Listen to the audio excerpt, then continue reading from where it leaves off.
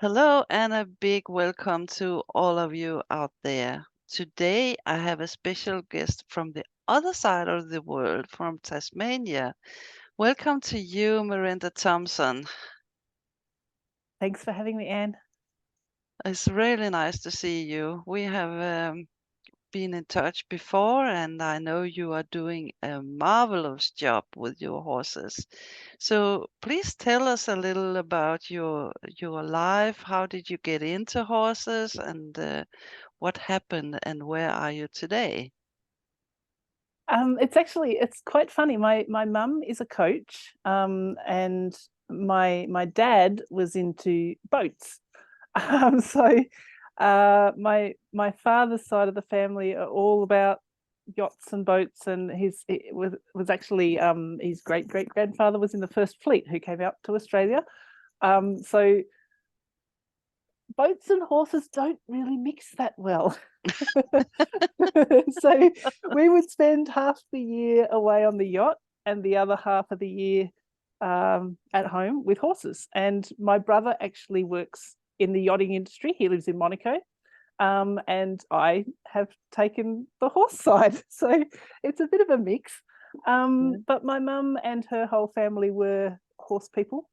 And I think I just sort of learnt via osmosis to start with, because I went with her everywhere that she was teaching, and I just sort of took it all in and learnt it. Yes. Yeah. And then I was really fortunate that my mum had an excellent coach, and she let me start having lessons when I was very young in classical dressage with a coach called Glenys Shandley. And Glenys was originally trained by Franz Merindah, and then by Nuno Oliveira, and then by Edgar Lichtwardt. So lots and lots of really solid, good horse training. And I didn't even really know that there was another way that people trained horses, because that's the way I was brought up. And I just sort of thought, well, this is how everybody has dressage lessons. Yes. And it wasn't until I was in my mid-20s that I realised that actually the way that I learnt isn't actually that common anymore. And Glenys had said to me when I was about 14, she said, "You need to learn to be a coach. Nobody's teaching this stuff anymore." And I sort of said, "Oh, yeah, whatever." I was 14. I just, Yes. but every day now, her words are in my head, because nobody's teaching this stuff anymore. I say nobody. There are a few, but it's quite difficult to find someone with the depth of knowledge of starting their own horses and bringing them up through life to be good citizens and just all round horses, not for fancy shows or for fancy ribbons or for, just horses. Horses are to be horses and to be trained well and to stay sound and fit and healthy their whole life. So that's how my background knowledge sort of came, just from my perspective, luck. Yes, I've Yeah. worked hard since, but I was just lucky that I learnt the correct way to start with. So you learned something about young horses as well, and was the difference between your growing up and today? So my mum, we used to stand an Australian pony stallion at stud. So when I was very young, I was handling foals and the Yeah. stallion and mares and all sorts of things. Yeah. And the breeding of the ponies, there used to be a specific competition in Australia for small ponies ridden by child riders. And so he used to get used a lot to breed children's ponies for these special competitions. And those competitions sort of faded out. And so he wasn't getting used much anymore as a stallion. So we gelded him so that I could take him to Pony Club, because you can't ride a stallion at Pony Club. So the young horse education has, again, it's just been, I was very lucky to have it as part of my everyday life. I didn't have to go elsewhere to learn it, and very lucky that my mum picked a very good coach, and that I complained enough that I wanted to ride too, and she let me. Yes. Yeah. So today, you mean people buy a horse that is ready to compete, and then they're out and competing, and Yeah, this and is it's it. Yeah, the depth of the knowledge is missing a lot. yeah, But I think people are also a little bit frightened because perception is that they need to send their horse off to somebody else mm, to do all of the things. yes, And I like to teach people. That's what I do all day. I teach people with their horses, but I teach them how to do those horse handling things from a baby horse. yes, And people that have ridden some of these people have ridden their whole life and they still think that they're not good enough to train a young horse. And I'm like, mm, absolutely you can. I can help you learn it. yeah, And I think if we don't reach out to people and help them train horses, we're going to run out of people that can train horses. that's right. Yeah, And that's a really scary thing because our horses deserve to have, you know, knowledgeable people mm, to help them through life because we're the ones that put them in paddocks and stables, probably where you are. Ours live outside in the yeah. mud. In the mud, yes. Yes, in the mud. Winter in Tasmania. Um, Mm, and I think we owe it to the horses to make sure that we get as much knowledge into people as we can so that yeah. they can live a good life. And you are also, you told me that you are breeding horses yourself, and you help people when they buy a foal to go the whole Yep. way. Tell me I, about it. I love it. I love it. Yeah. So it was sort of a bit of an accident the way I got into that. So, like I said, my mum used to stand a pony stallion when I was a small child. And since then we didn't breed any horses. We, I had some racehorses off the track, or I had, you know, we didn't have very much money. I didn't ever buy a fancy horse. Um, and then I thought, well, they've all got all of these problems that you've got to undo before that you can put the work into them. And then being racehorses off the track, sometimes they become unsound or whatever. I thought, well, maybe I'll buy a young horse. So I'd spent a lot of time training a horse that I had, and I sold him and used that money to buy a young horse, like a very young horse that hadn't been broken in yet. Mm, And it was so much easier because he had no problems. yeah. And I'm like, okay, this is really, really good because I know how to train the horse and I've got the help from my mum and my coach. If I don't know something, I can ask. And then I was actually looking for a young horse for a pupil. And one of my mentors is an older gentleman who ended up again sort of by accident with a lovely stallion that we had actually bred from, and he ended up with this stallion that was imported from the Netherlands a very long time ago. And he had two young stallions at home that just weren't necessarily meant to be stallions but hadn't been gelded yet. So one of these I bought. Instead of buying my pupil a horse, there was nothing that was suitable for this pupil. And I actually bought a young rising 3-year-old stallion.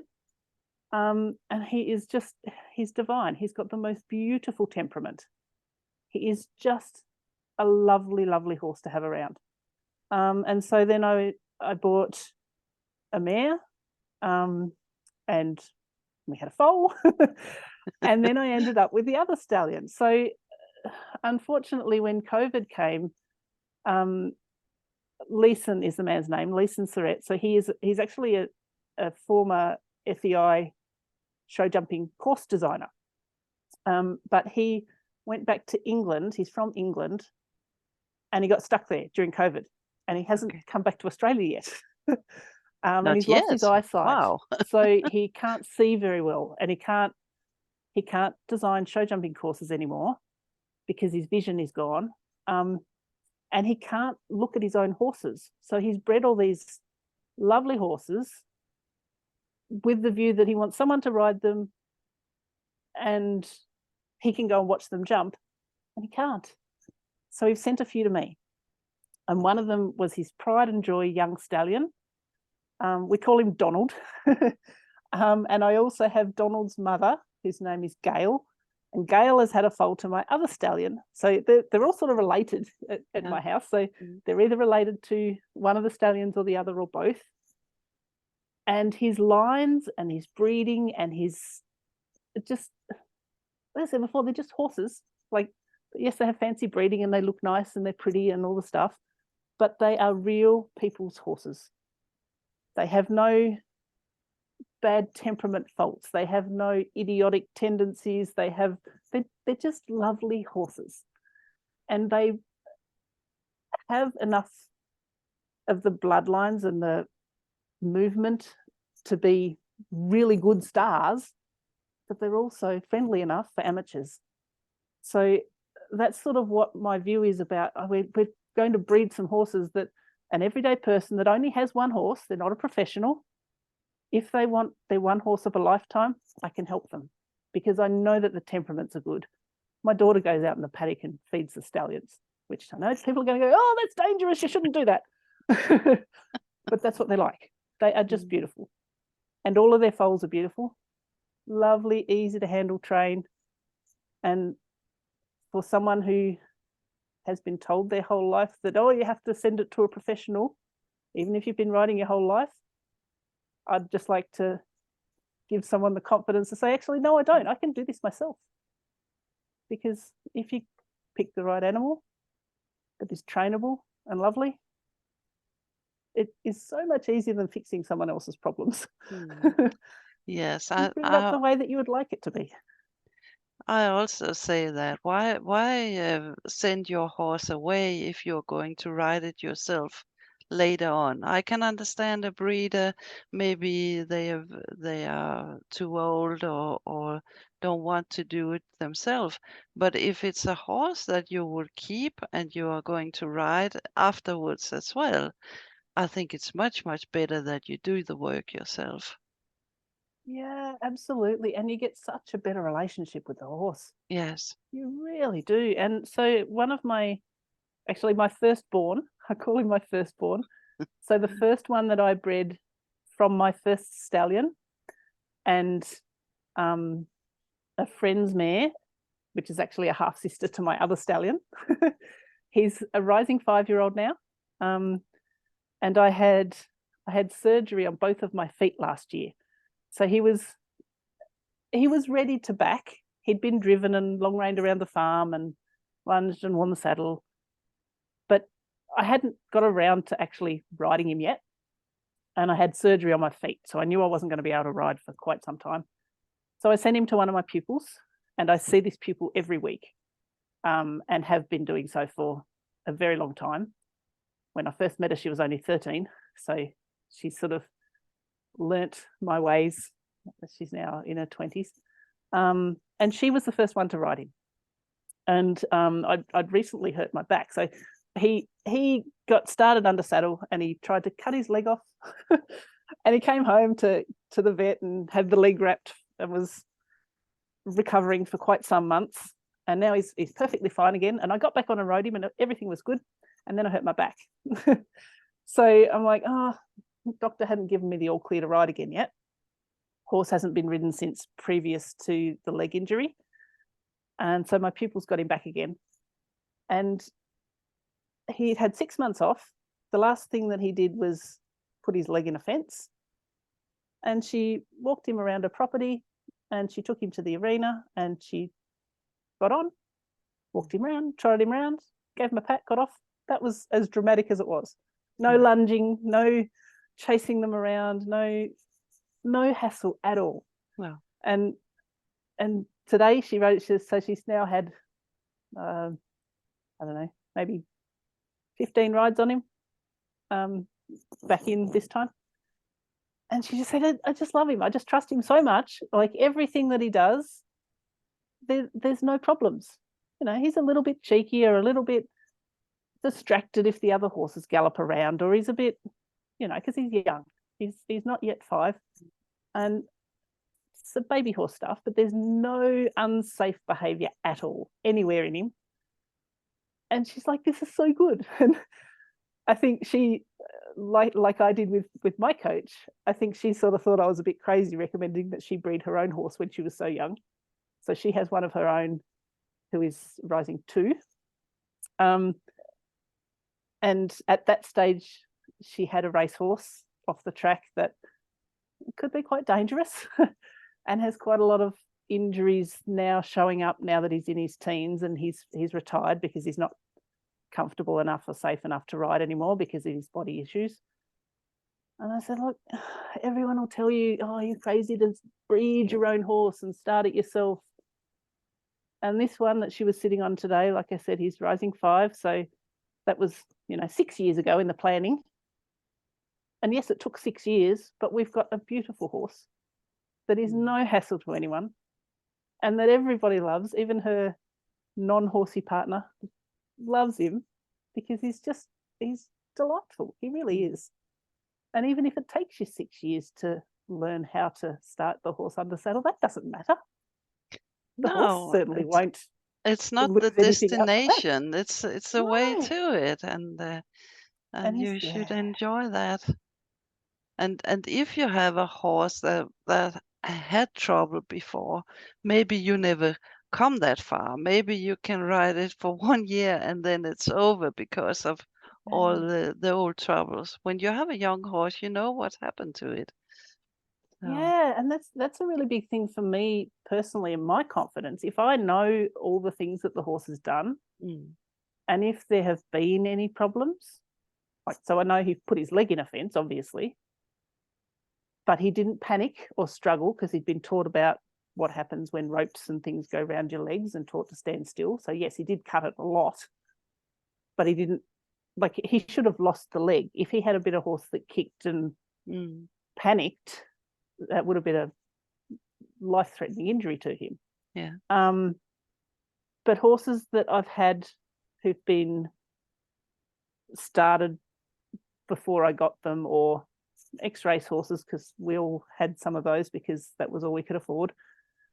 And there'll be some little thing that might set them off and turn them into a blanked out, not listening to you anymore horse, and you don't even know what it was. And so you don't know how to retrain it or avoid it because you don't know whatever else has gone on in their life. So for me and my confidence, it's a wonderful thing to have a young horse that you bring up yourself, because you develop that bond and you know if there have been any issues that display. I have another horse who's now 20, almost 22. I got him as a 3-year-old. He was already started under saddle lightly. And he has a fear of noises that he can't see. Things like a whippersnipper. I don't know what you call a whippersnipper over there. Brush cutter, like a, machine that you trim grass, long grass with. Yeah. Makes a really high, whiny, zippity noise. Yeah. That sort of thing, or chainsaws, or like mechanical type high-pitched noises. Yes. If he can see it, he's fine. But if it's behind the trees somewhere, he panics.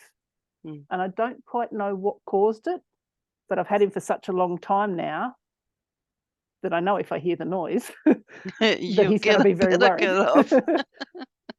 But the first few times it happened, I fell off. Yeah. Because he's very, very athletic, and he'd suddenly just spook and spin. Whereas now I know if I hear a noise, he is going to worry.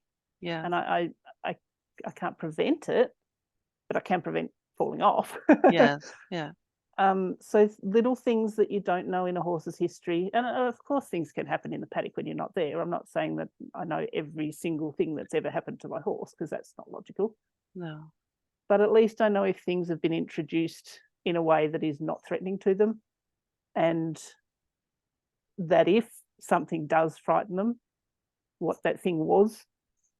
So then I can learn how to deal with it and how to get them comfortable with it. So that does a lot for my confidence, because I know my horse. And through training young horses, you introduce them to new stuff a lot. And that's how you get to know your horse. Yes.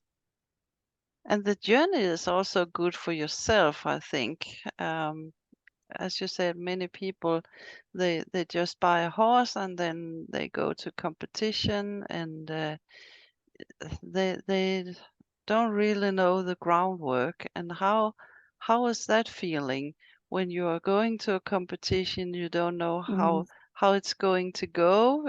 You don't trust your horse. You don't trust yourself, and all of this. Yeah, yeah. And the groundwork, I think, is so overlooked. Not, it seems like some people have this sort of instant requirement. They want a horse that has been to shows and done stuff so that they can get Mhm. on and we we saw some people at a venue a few weeks ago, pardon me, who they were in a line to get on and use. There was one mounting block, and they all wanted to use the mounting block, and it took them forever to get on their horses Yes. because their horses didn't stand still at the mounting block, Mhm. and everybody's waiting to use the mounting block. And sort of looking at them, thinking, "Oh, it's such a simple thing. It really is." Yes. Yes. And it doesn't take one person very long to get on a horse from a mounting block. But when you've got 10 of them, it took a really long time. Yes. And then they sort of started realizing actually there's a problem with this. And I Mhm. said, well, look, we can help you to teach your horse how to stand still at the mounting block and just stand and wait for you to get on, Mm. because it's just important for the horse's overall training to be able to do that. But also it's important for the person. So when I say important for the person, I think that instant mentality that a lot of people have, they're like, oh, but it's going to take me like 3 weeks to train it to stand still at the mounting block. Yep, Mhm. it might. Yep. That's right. Yeah. But you get 30 years of your horse standing still at the mounting block Yeah. for that 3 weeks of time. Mhm. Whereas right now, you're going to have an argument with your horse every time you go to the mounting block. And Yeah. I just don't, that's the bit that it frustrates me. And I don't get Yes. frustrated by a lot of things. I don't get frustrated by the horses because they're telling No. us. I Mm. get frustrated by the people who um, they don't think it's worth their time to do something a little bit slower when the outcome is so much better, because Mhm. they want this instant thing to happen. Yeah. And that's the same with the young horses. They don't want to breed a young horse because they want something that's already going and already been to competitions and seen stuff, because they want it now, not Mhm. in 5 years' time. And for me, the And benefits of waiting 5 years, they're so good. My yeah. horses are lovely. They really are. And every time I get another horse, breed another horse, start another, like, because I haven't had a horse that's already been broken in since my 22-year-old. So that's, almost 20 years since I've had a horse that somebody else has already sat on first.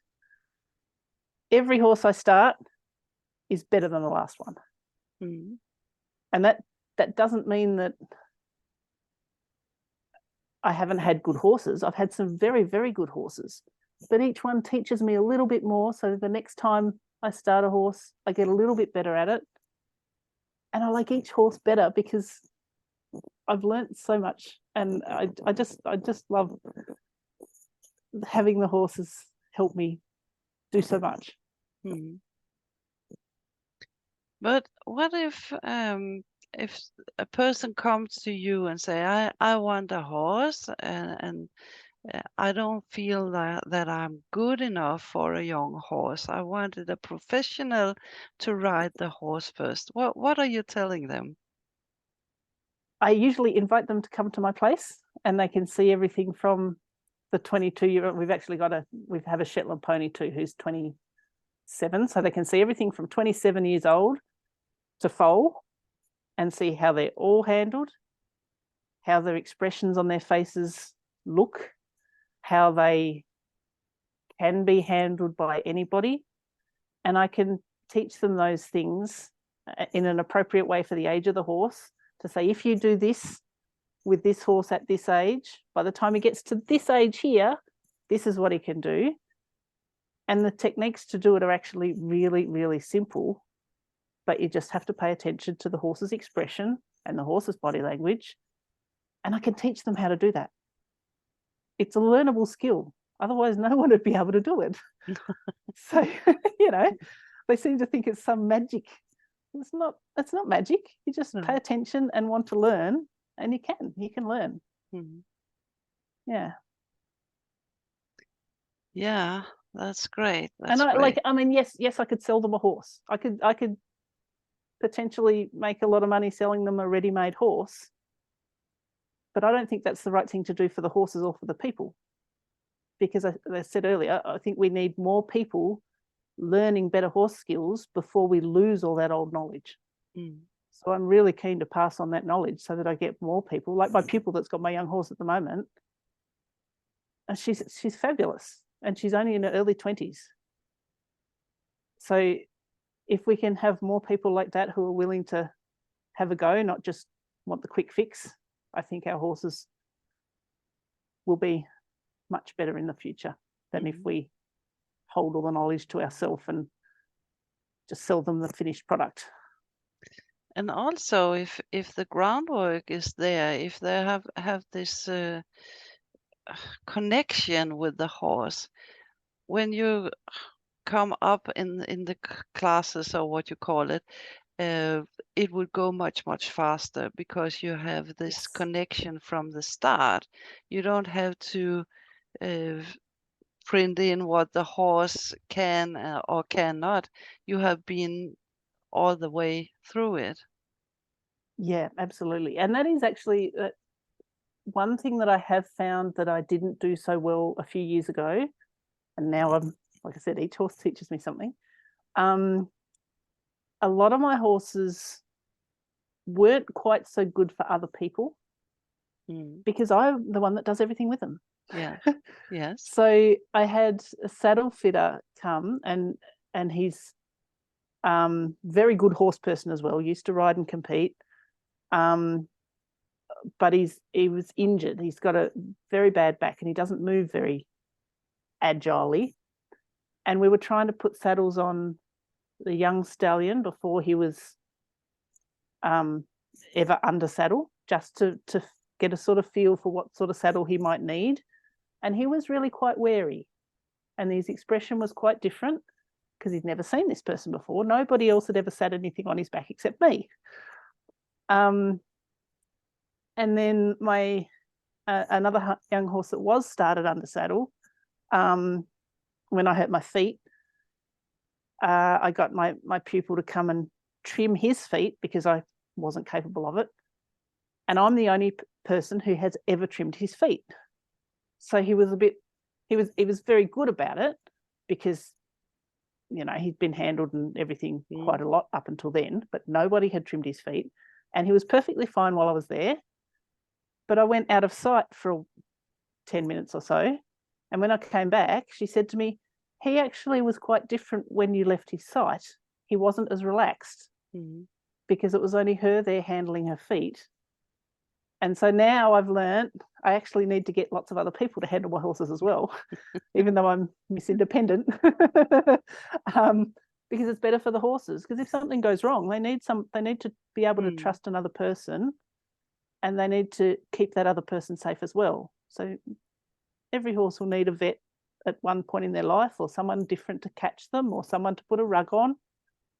So I've now made a very good point of that, and I make sure that I invite other people to come and handle them and touch them and rug them, just because it's better for the horse. And also the people that think that they're not ready for a young horse, they can see the difference. And it's actually quite obvious on the horse's face when I do something compared to when they do something, and they can see it clearly. And you say these expressions and this horse's body language, they're sort of the bits that people don't teach you about. They're really important, and you have to pay attention to it. And once you see it, then it'll make your life heaps easier. Yeah. I think that, you talk about this internet thing and everything. I can see a good thing in it, you and I can sit here and talk, but Yes, also yes. you can tell the people out there what it is. I know that there have been a lot of talking about bits and those things the last year or so, because people are waking up and can see this is not okay. So I think Mhm. somehow that people are more aware of it today. I think they are. I think they are. So there's, I think, a couple of different sides to it. Sometimes it's the best thing because, like you said, I'm sitting here talking to you. Yeah. We would never have met otherwise. No. Um, and people can research things. Whether they do it well or not is a whole different story. And they can get access to all different types of training, Mm. and they can choose which things they'd like to learn, and they can learn it remotely really easily. The days of having to have the coach in your own space, literally with No. you, they're well gone. Um, but also they can sort of get led down the wrong path easily as well if they don't know enough. Mm. So, Mm. I mean, that sort of bounces me back to saying, well, we need to teach more people our knowledge. Yes. um, because something that I see regularly, which I'm still not sure how to help, we might be a regional thing because in Tasmania, in Australia, we have a lot of people who have enough land at home to have a pony for their Yeah. children, Mm. which is a very fortunate thing, but also sometimes a very scary thing because they Mm. might not Mm. have any horse knowledge at all, No. but they've got a few acres of land and they buy a pony and then they send the child to pony club, and that's great too. They learn lots of good things at pony club. And then they might think, oh, my child needs to learn more stuff, so we'll send them to get lessons from someone, and they might send them to the absolutely wrong person, but they think they're doing the right thing. They are genuinely trying to get their child help Mm. Mm. and teach them things that they don't know about, but they don't know enough to make the right decision about who to send them to, because everybody has more knowledge than them. Mm.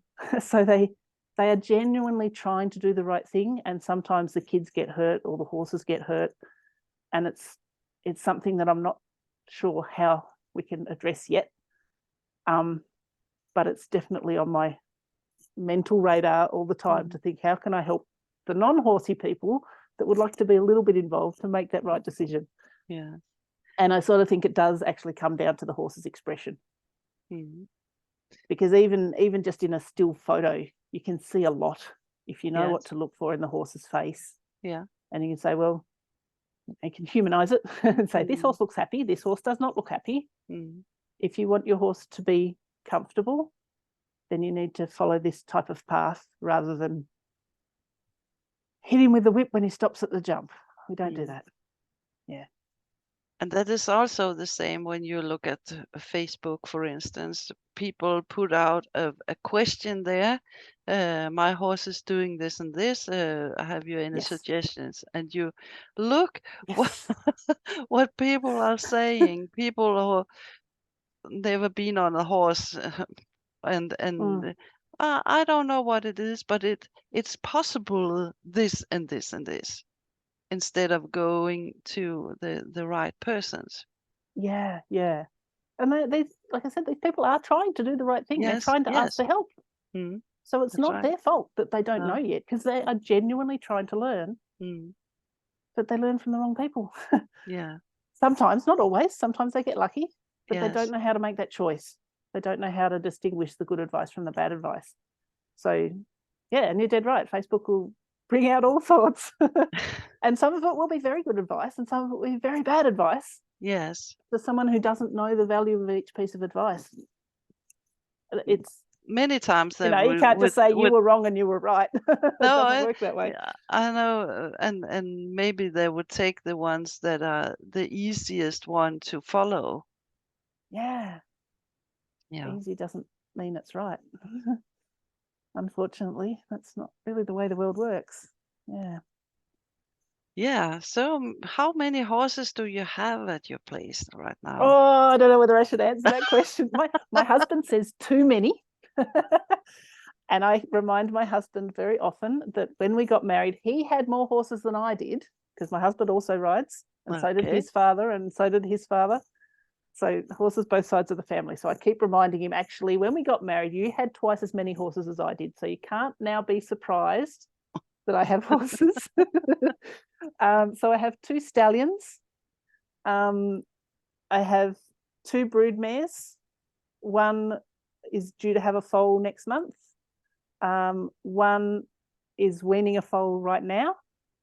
So there's 2, I'll call them both foals. One's almost a yearling, the other one's almost 2. They're both colts. They need to be not colts anymore. As soon as the weather is dry enough and there's no mud, they will be gelded. We have a very ancient Shetland pony, who was my daughter's first pony, and he was just wonderful. And she have a current pony, so 2 ponies. And we have, I think, 5 geldings. So, 10 or 11 or 12, something like that. A couple of them are on different properties right now because, like I said, I was injured, so my pupil has one, and I have one with another pupil as a paddock mate for hers. But yeah, a lot. But we also we have 350 acres, and we breed cattle, and we've got some sheep and some chooks. We've got, and they live outside, no stables. So they live like horses. Yeah.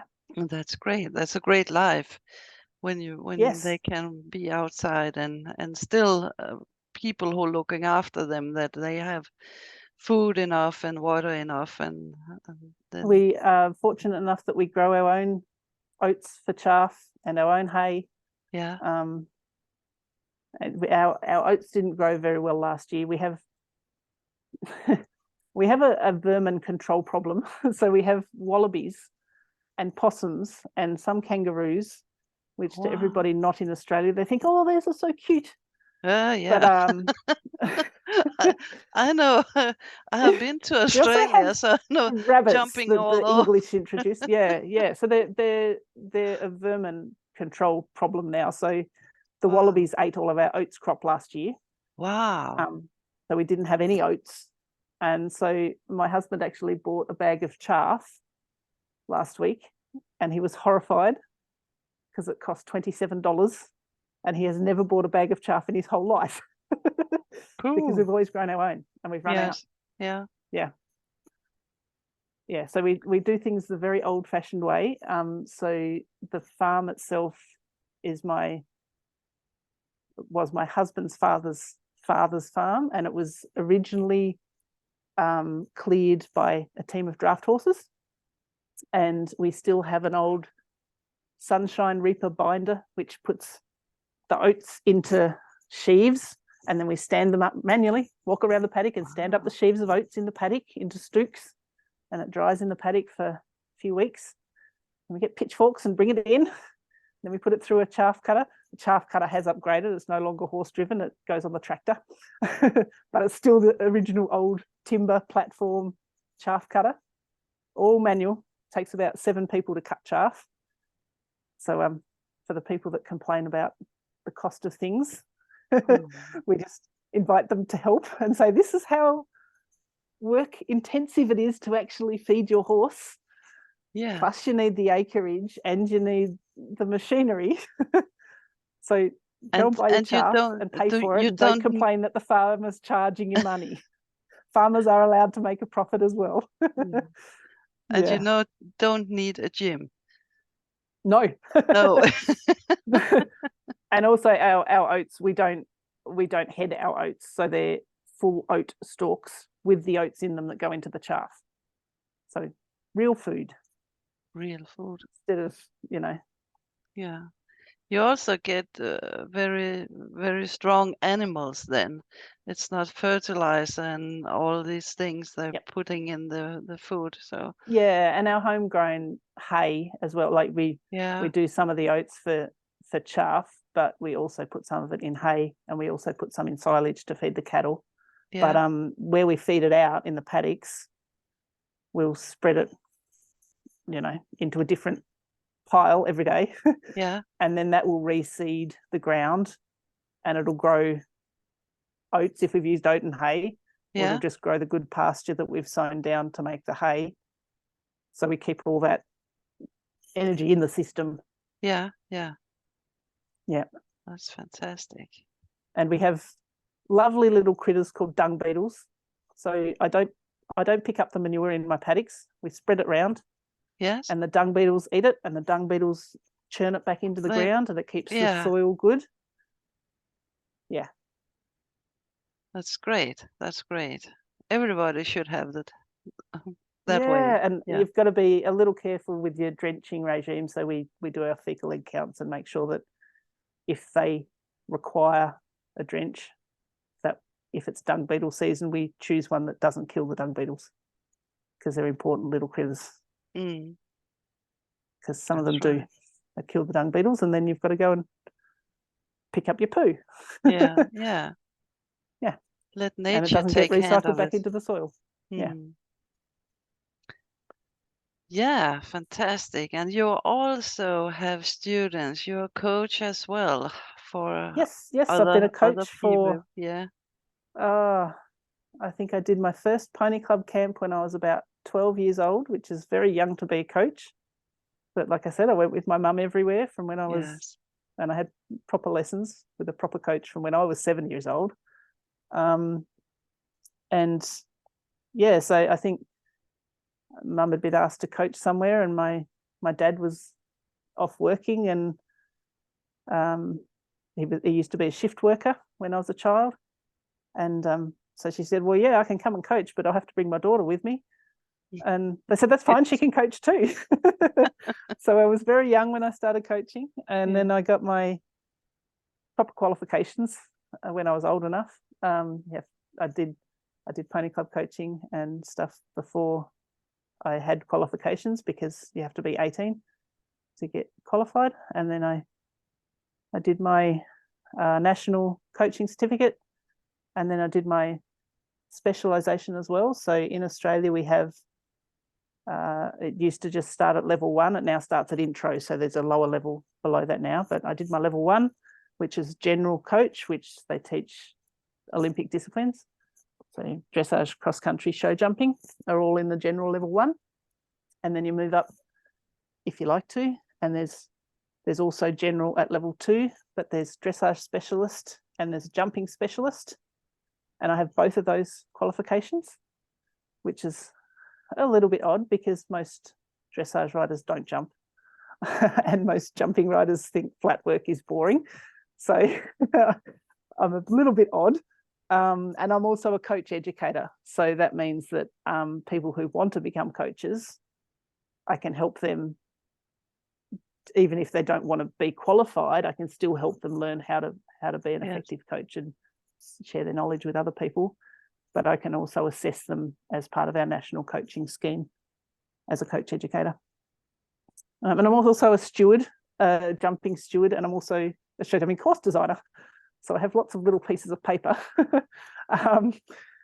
But they're all, I like learning things, and I like being able to share correct knowledge. And I think having qualifications makes that, it's not that I know any more than other people, it's just that it makes it a little more robust, because I have someone to answer to. If I share the wrong knowledge, I get in trouble by the National Association, but also it proves that I've learnt the things correctly because I've passed the tests, and it means that my knowledge can be verified, I guess. So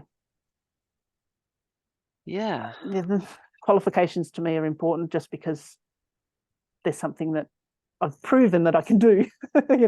Yeah, I understand. Yeah. That's a lot. Do you only have 24 hours a day in Tasmania? Oh, yeah. I used to also be a state delegate for the Show Jumping Association. I was on the show jumping the state board for many, many years. I gave that up. Too much. Yeah. But I did it for a long time. But yeah, look, I think for people that want to learn things, it's really fun. The officials are awesome. So all of our officials that we have, so whether they're judges or course designers or stewards or they help run shows, whatever they do, they're always really, really happy to share their information. And they're not doing it because they just want to use you as slave labor. That's, people seem to have this thing that they want me to go and help at the show because they just want someone to lift poles. But that's not actually what it's about. They actually want to share their knowledge. Yeah. So like I said, my breeding mentor, Leeson, he was a course designer. And I have my current course designer mentor, Michael. He's a level 3 FEI course designer. He also writes and edits maths textbooks for the school curriculum as a day job. So he's an educator, but he just wants people to learn things, and he will teach them, and he is really happy to share the knowledge. And I don't know any course designer who isn't. So if you really want to learn about show jumping, just go and offer to help them move the course at the show. Yeah. And they'll help you because they want horses to jump better. And they want people to learn how to help horses to jump better. They don't want you to just be a slave and pick up poles. They actually genuinely want you to take in the knowledge and ask them questions. They're really happy to explain. So we get offered all of this sort of training, and luckily for us in Tasmania, usually it's free to get the qualifications, because we get grants from our sport and recreation people to bring more officials onto the books. But even if it's just casually at a show, they're always really happy to share knowledge. So it's one of those little things that might seem confronting, walking out into the middle there where there's people doing stuff, but everyone will welcome you and ask questions and say, why did you put that particular fence there? You had it here somewhere else and you've moved it. Can you tell me why you did that? Yeah. And there will always be a reason. They won't just do it for no reason. No. And they're always going to be happy to share that with you, because they want the horses to jump well, and they want to share the knowledge so that the next generation of people can help the horses jump well. So seek out all the knowledge you can find.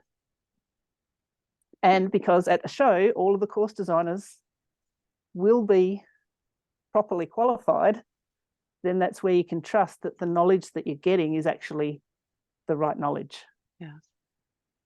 So that's an easier way. So when I was talking about the young pony club people who don't have parents with horses choosing the wrong place to get their knowledge, if you go to a qualified show, like a recognised show run under the proper rules, the officials there, the judges and the course designers, they will always be people with qualifications, and you know that they've learnt the right things and they'll share the right knowledge with you. Yeah. Anybody can call themselves a coach. Yes. You cannot go to a show and jumps at a show without a qualified course designer. It just doesn't happen here. No. And this is not all. You have also a Zoom call. I don't know if it's weekly or it's weekly currently, and because it's still dark out. So when we get to summer, so we have daylight savings here in Tasmania, so often it'll be still daylight outside till 9 p.m. So it'll be a bit too late for Zoom calls after 9 p.m. But while it's still dark outside at night time, Zoom calls every week. And I'm meeting people like you, people from all around the world. It's fabulous. Yeah, love it. That's fantastic. You are very active.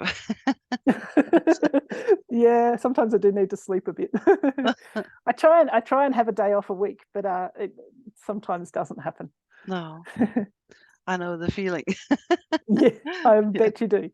But I Tomorrow's think, meant to be my day off, but I'm going to the gym and I'm going to ride a simulator horse okay. to see whether my back is stable enough to actually get Yes. on a real horse. And then I'm going to take my pupils to ride the simulator horse Yeah. in a couple of weeks' time. So That's that's a my lot day of off. fun. I hope so, yeah. Yeah. But that's what my days off look like. I'm still doing stuff. Yeah. But I Yeah. think we love it. Oh, of course we do. We wouldn't do Yeah. it if we didn't. Yeah. And And TV, people that love is just horses, you know. not it. No, it's not it. No. No. And I think, reminding people that they got a horse because they love horses. Yes.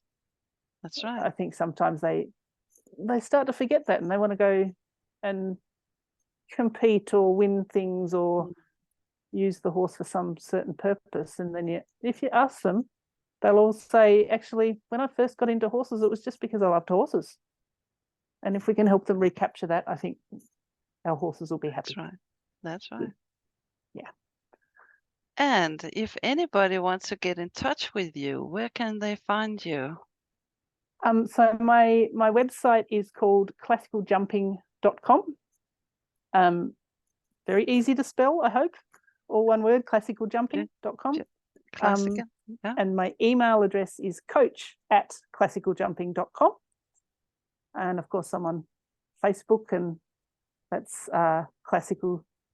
Thomson Classical Jumping. It's got Thomson in the front of it. And Thomson is spelled Thomson. So it's a little bit different spelling. If you spell it wrong, you won't find me on Facebook. And I have also a Facebook group, which has some videos and free training in it. You'll find that via the Facebook page. And you'll find me on Zoom Monday nights. And there's free exercises on my website. So I'd be very happy if people would like to look at the free exercises because it'll help them jump. And they are actually jumping exercises that aren't jumping, just to be tricky. So they're actually poles on the ground set up to help jumping riders assess whether they're ready to move up the levels. Because if they can't do these 3 exercises, they shouldn't move up yet. But they're also very handy for dressage riders, because of course I do that as well. Yeah. And yeah, so for anyone that would like to look at those free exercises, they're very simple to set up, and I'd be really happy to see a video of them, and they can send it to me and we can chat over Zoom, because that's anywhere in the world you can do that. Gotta love Zoom. Yeah, it's great. It's great. Yeah. Really. Yeah. It's one good thing that came out of COVID, I think, that everybody Yes. connected a lot further afield than normal. Yeah. But that's a great opportunity, I think. Free training, who wouldn't? Yep. Yeah. That's a good Yeah. thing. It is. And Yeah. I'm really happy to share my knowledge with anyone, because like I said, I think it's so important that we help more people to help more horses. Yeah. That's right. Yeah, it's been such a pleasure to have you here today. Thank you so much for inviting me. I'm so pleased to be able to talk to you. Thank you. And you took your little time to be here. It's fantastic. It's okay. I'll go and cook my family dinner now. They'll be Yeah. happy. It's Thank you so much, Anne. Thank you. Thank you a lot. And thank you to all of you out there. I hope you want to subscribe and be here on this podcast. So have a nice day, everybody, and bye bye.